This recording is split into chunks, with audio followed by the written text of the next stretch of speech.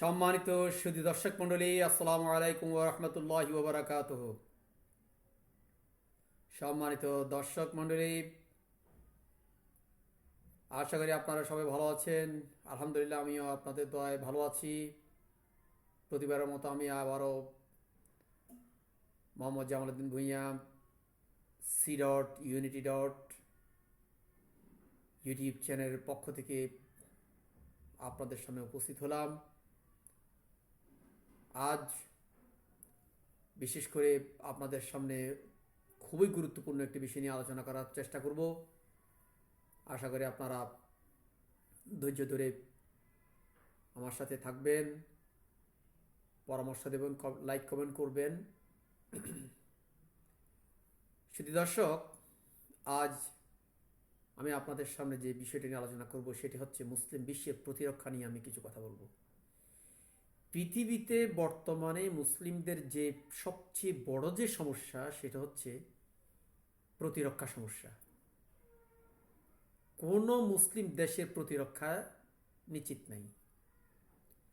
ব্যক্তিগতভাবে মুসলমানরা নিরাপদ নয় অনেকটা।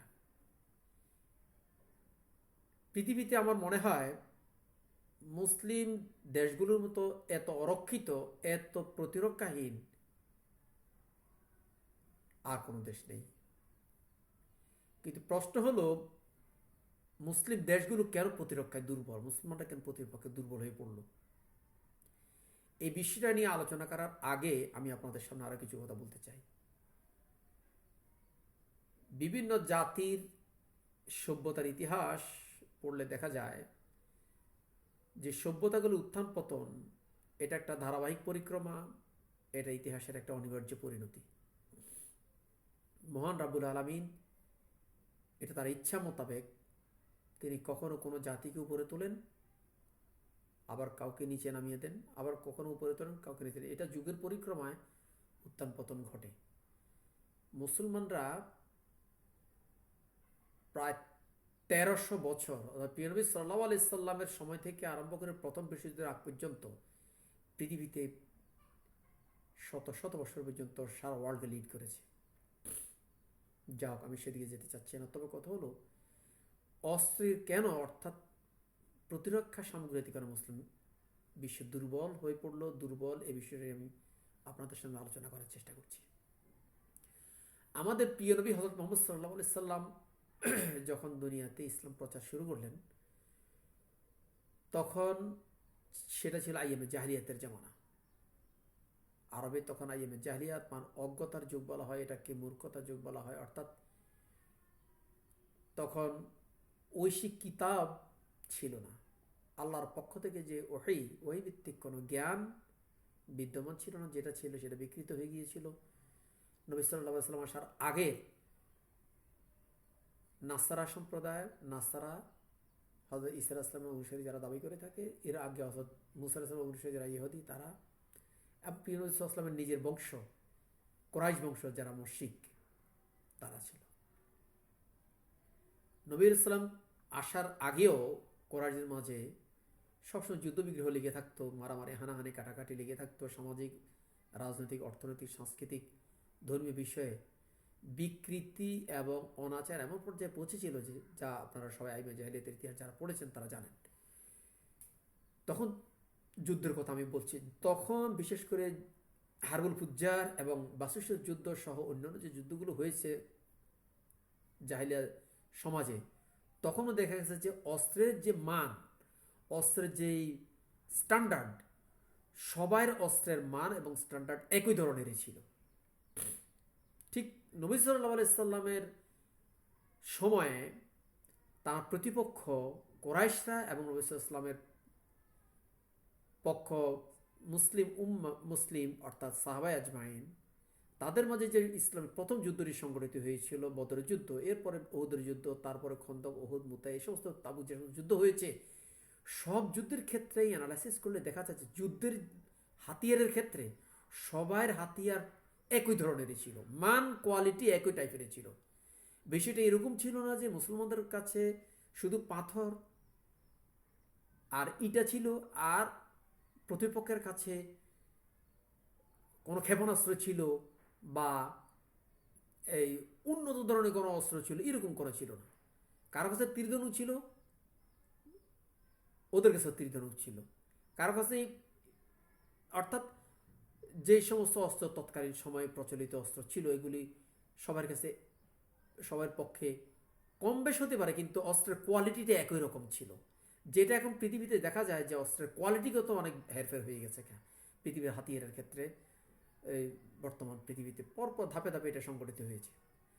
এখন আমাদের কথা হচ্ছে যে এই যে হলো, মুসলিম উম্মার সাথে, মুসলমানদের সাথে মুশরিকদের যুদ্ধ হয়েছে, ইহুদি সম্প্রদায়ের যুদ্ধ হয়েছে, এমন খ্রিস্টানদের যুদ্ধ হয়েছে, যেটা খ্রিস্টান সাম্রাজ্য, বাইজেন্টাইন সাম্রাজ্য, তাদের যুদ্ধ হয়েছে, পার্সিদের যুদ্ধ হয়েছে। তখন যুদ্ধের ক্যাটাগরি, যুদ্ধের হাতিয়ারগুলো প্রায় একই ধরনের ছিল। কিন্তু ধাপে ধাপে মুসলিম দুনিয়া যুদ্ধ হাতিয়ারের ক্ষেত্রে পিছিয়ে পড়ে। নতুন কোনো আপডেটেড ভার্সনের যে আর্মস, এটা আবিষ্কার বন্ধ হয়ে যায়, ক্রমান্বয়ে পিছিয়ে পড়তে থাকে। এটা মূলত সংগঠিত হয়েছে আসলে, এটার আরেকটু হয়ে যায় ইউরোপে যখন রেনেসাঁ সংগঠিত হয়। রেনেসাঁর মাধ্যমে ইউরোপে রাজনীতি এবং ধর্ম, এই দুইটা জিনিসকে টোটাল আলাদা করে ফেলা হয়। আলাদা করার কারণে তারা যে সুবিধাটা লাভ করে, সেই সুবিধাটা হচ্ছে দুনিয়াবি যে সমস্ত কলাকৌশল, এগুলোর ক্ষেত্রে দ্রুত উন্নতি করতে সুবিধা হয়েছে তাদের।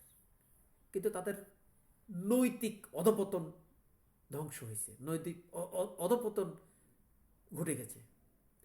মুসলিম উম্মার ক্ষেত্রে যে জিনিসটা ওই সময় সংগঠিত হয়ে উঠতে পারে নাই, সেটা হচ্ছে আসলে ইসলামকে ধারণ করে সাথে সাথে একটি প্রযুক্তিগত এবং বৈজ্ঞানিক যেই রেনেসাঁর প্রয়োজন ছিল, এটা মুসলিম উম্মার মধ্যে সংগঠিত হয়নি। সেটা বিভিন্ন কারণ আছে, সেই কারণের দিকে আমি না গিয়ে এখন যে কথাটা বলতে চাচ্ছি আপনাদের সেটাই বলছি। ধাপে ধাপে ইউরোপীয় শক্তি, এরপর ইউরোপিয়ানদের থেকে বিজয় করা মার্কিন যুক্তরাষ্ট্র সহ ওই সমস্ত কানাডা, ওইগুলো অস্ট্রেলিয়া, দেখা যায় তারা অস্ত্রশস্ত্রে এগিয়ে গেছে। এটা মূলত ইউরোপীয় প্রযুক্তিরই, যুক্তরাষ্ট্র, অস্ট্রেলিয়া এবং কানাডা এরা যে সকল প্রযুক্তিগুলি পেয়েছে, এরা মূলত ইউরোপিয়ান রেনেসাঁর ফসলের উত্তরাধিকারী।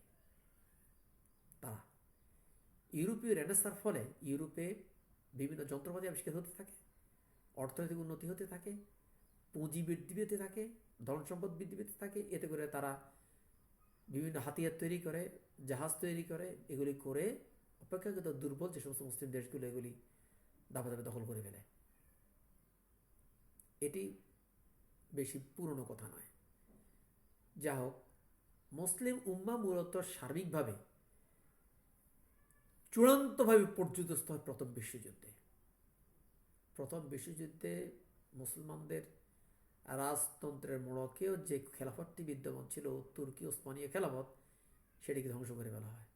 তার বিপরীতে ইউরোপীয় শক্তি তারা পেপাসি অর্থাৎ পোপতন্ত্রের প্রতিষ্ঠানটি খুব সুন্দরভাবে ডিসিপ্লিনারি রাখে, পাশাপাশি রাজনৈতিক অগ্রগতির ক্ষেত্রে তারা গণতন্ত্রকে ধারণ করে বৈজ্ঞানিক, অর্থনৈতিকভাবে উন্নতি করতে থাকে। সেখানে পোপ তাদেরকে বাধা দেন নাই, পোপের ক্ষমতা তারা এর আগে কাটছাট করে ফেলেছে। তো তারা বৈজ্ঞানিক প্রযুক্তিতে অগ্রসর হতে হতে আবার তাদের যে ধর্মীয় অধপতন ঘটে গেছে। ধর্মীয় অধপতন ঘটন কারণ হচ্ছে তাদের ধর্মগ্রন্থগুলো বিকৃত ধর্মগ্রন্থ হয়ে গেছে, যার ফলে তারা ধর্মীয় দিক থেকে সঠিক লাইন অর্জন করতে পারেনি। কিন্তু যেহেতু ধর্ম নামে কুসংস্কারাচ্ছন্ন এক ধরনের ফাউল ধর্ম, এই ধর্মকে যখন তারা ছুঁড়ে ফেলে দিল, তখন তাদের ফিজিক্স, কেমিস্ট্রি, বায়োলজি, ম্যাথমেটিক্স থেকে আরম্ভ করে আর্টস সায়েন্স থেকে আরম্ভ করে এই ক্ষেত্রে তারা ডেভেলপ করা শুরু করছে।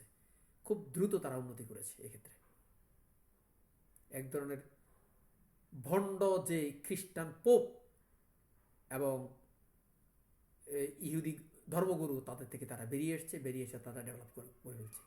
কিন্তু মুসলিম জাহানে এটা ঘটেনি। এটা না ঘটার কারণ হচ্ছে মুসলিম জাহানে আল্লাহর কালাম সহিশুদ্ধ আছেন। মুসলমানরা আল্লাহর কালামের ব্যাপারে, ধর্মের ব্যাপারে কোনো সন্দেহ সংশয় পোষণ করে না, যার ফলে মুসলমানরা এক্ষেত্রে ধর্মকে রাজনীতি থেকে আলাদা করার প্রয়োজন বোধ করেনি। ধর্মকে রাজনীতি থেকে আলাদা প্রয়োজন মুসলমানদের কখনো দরকার হয়নি, এখনও দরকার নেই। কিন্তু প্রথম বিশ্বযুদ্ধের পরে তুর্কিদেরকে যখন পর্যুদস্ত করা হলো, এরপর থেকে মুসলমানরা, মুসলিম উম্মা একেবারে ডাউনে পড়ে যায়। আমি এই বিষয়টা ব্যাপক আকার বিচার বিশ্লেষণের ভবিষ্যৎ আশা রেখে আজকের এপিসোডটি এখানে শেষ করলাম। সবাই দোয়া করবেন। আসসালামু আলাইকুম ওয়া রাহমাতুল্লাহি ওয়া বারাকাতুহু।